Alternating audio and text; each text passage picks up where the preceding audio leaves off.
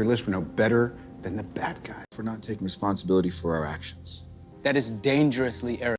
These are the most important 4 minutes in the entire MCU. Not the flashiest, not the quotable, but absolutely the most consequential. It proves one thing. You don't need an Infinity Stone to break the Avengers. All you need is a binder full of paperwork, some guilt, and a difference of opinion. When someone dies on your watch, you don't give up. Who said we're giving up? Here's the thing about the Avengers. Before Civil War, they were basically operating the most powerful private security force in human history, and nobody asked questions. Which, to be fair, worked pretty well, until Lagos. Lagos wasn't meant to be a big mission, just a routine, stop-the-bad-guy operation. Except Crossbones had his own plan. Wanda Maximoff, still learning to control her powers, tried to contain the blast. She did. She pushed it away from the crowded street and into a building full of humanitarian workers. Sam, we need fire and rescue. Now here's where it gets fascinating from a psychological perspective.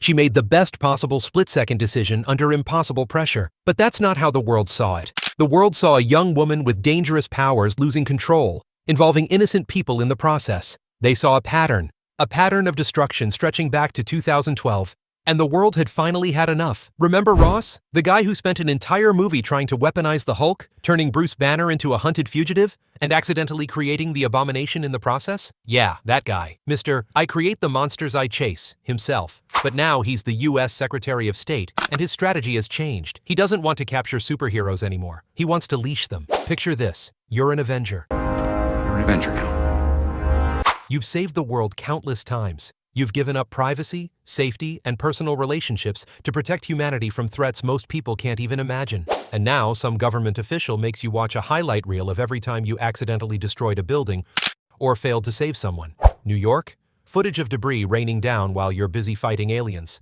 Sokovia? An entire city ripped from the ground. Lagos? A fresh wound, still bleeding, and Ross just lets it sit there, let it marinate in their failure. Then he drops the line.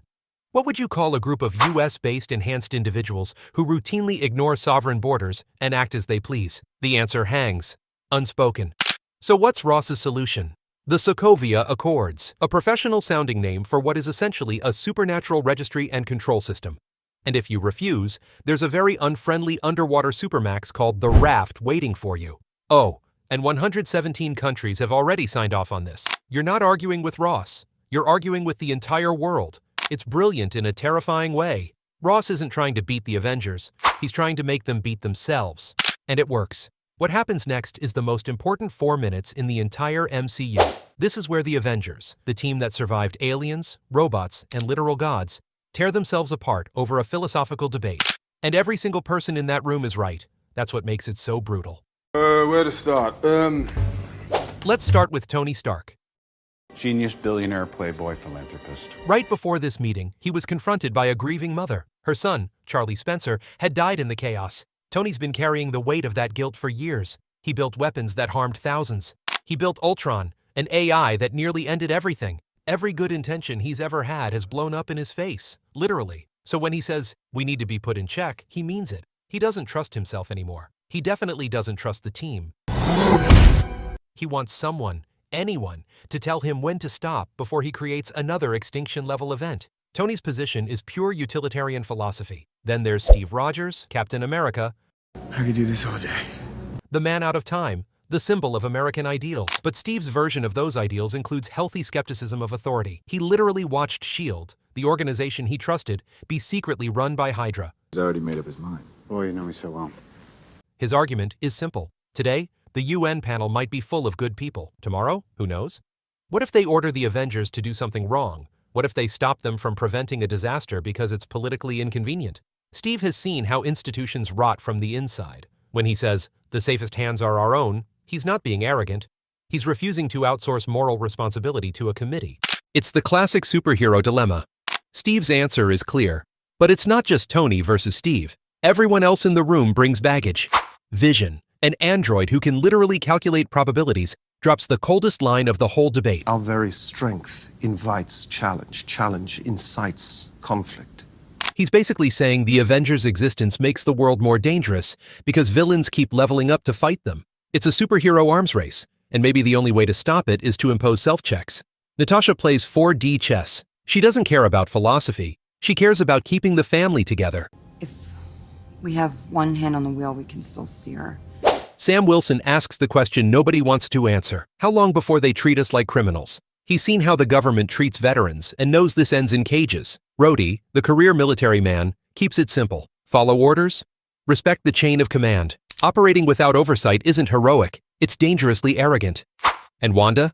She barely speaks. She sits, drowning in guilt, knowing this all began because she lost control for half a second. When Tony projects the hologram of Charlie Spencer, everyone is forced to look down at the coffee table, at their failure.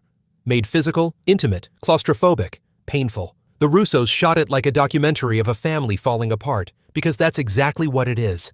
What makes this scene legendary isn't the arguments themselves. It's that both sides are completely valid. Tony advocates Hobbesian philosophy. Without authority, everything descends into chaos. You need a Leviathan, a governing body, to maintain order. Steve channels Locke and Kant. Individuals have natural rights and moral duties no government can override. You can't hand your conscience to a committee. Security versus liberty. The debate humanity has been having since civilization began. The MCU doesn't pick a side. It just shows the cost of both choices. Sign the accords. You might enforce unjust laws, or sit idle while people die waiting for approval. Refuse? You become a fugitive, constantly looking over your shoulder. There's no right answer, only consequences. I could do this all day. Hovering outside that conference room is the true architect of the Avengers' collapse, Baron Zemo. What do you want? To see an empire fall. Zemo's power isn't physical, it's psychological. He doesn't attack the Avengers head-on because he knows something no villain ever did. You don't defeat gods by fighting them. You let them fight themselves. He studied them like case files, histories, failures, trauma responses. He saw the cracks long before Ross presented the accords. That debate? Not a disagreement, an earthquake. One Zemo had been waiting for. Zemo isn't motivated by conquest. He's motivated by loss. His family died in Sokovia, not because Ultron won, but because the Avengers did. We won. That philosophy is devastatingly simple. An empire toppled by enemies can rise again. One that collapses from within, that stays dead. Lagos was the spark. But the fuel was already stacked in that conference room. Guilt, fear, mistrust, ideology, all waiting to ignite. Zemo framed Bucky not to destroy him, but to trap Steve. Loyalty versus accountability. Friendship versus the system. He knew exactly how Tony would react. Tony was already halfway broken. Zemo took Tony's guilt, sharpened it with the truth about his parents' death, took Steve's distrust of authority, turned it into a trap. Without that conference scene, without that fracture between control and conscience, Zemo's plan dies. So they split. Tony signs. Steve refuses. The team fractures. Airport fight ensues. Everyone picks sides. Then Thanos shows up. The tragedy? The Avengers almost beat Thanos multiple times. Stark. Know me? I do. You're not the only one cursed with knowledge. They came so close. On Titan, they nearly had the gauntlet. Forget Star-Lord. One more heavy hitter, like Scarlet Witch, and they would have won. In Wakanda, they were defending Vision without their strategist, Iron Man, and arguably their heaviest firepower, Doctor Strange, who Tony convinced to follow him to Titan instead of joining Cap's team. Where is Gamora? Yeah, I'll do you one better. Who's Gamora? I'll do you one better. Why is Gamora? They would have stood a better chance united. Vision was vulnerable because he was in hiding with Wanda, a fugitive, instead of being protected at the Avengers compound. When the Black Order attacks New York, that flip phone becomes a symbol of everything broken between them. By the time he acts, it's too late. He's already being taken off-world. The Russo brothers confirmed it. The Avengers lost because they were divided. That conference room debate? The scene where the universe lost. Even after Endgame, the Sokovia Accords cast a shadow over everything. Wanda's grief-induced breakdown? Partly because she was isolated, on the run, separated from any support system, a direct result of civil war. Falcon and the Winter Soldier, Sam struggling with the weight of the shield as a pardoned fugitive. The world was in chaos because the Avengers couldn't hold it together during the blip. The world realized bureaucratic red tape on superheroes was a death sentence when cosmic threats kept coming. Steve was right, but too late to save half the universe. The airport fight in Civil War? Spectacular. Giant Man? Incredible. Choreography? Perfect. Pure spectacle. But spectacle doesn't break universes. Ideas do. Arguments do. Moral dilemmas do. That conference room scene separates the MCU from every other superhero franchise. It asks, what does power cost? Who decides how it's used? What happens when good people disagree? No easy answers. Just tragedy. Tony and Steve were both trying to save the world. Tony wanted to save the world from the Avengers. Steve wanted to save the world with them. In trying to do both, they accomplished neither. The most powerful ability in the MCU isn't strength, not magic, not Infinity Stones. It's the ability to make a choice and live with the consequences. Tony didn't trust himself, so he signed. Steve trusted himself too much, so he refused. The universe paid the price for both decisions. So here's the question, what would you do? The truth nobody wants to admit, there's no safe answer. No version where everyone wins. Just the choice you make, and the world that choice creates. The Avengers made their choice in that room, and it echoed through every movie after. The real question, what choice would you make? Drop it in the comments. Let's debate. Don't forget to subscribe. See you in the next one.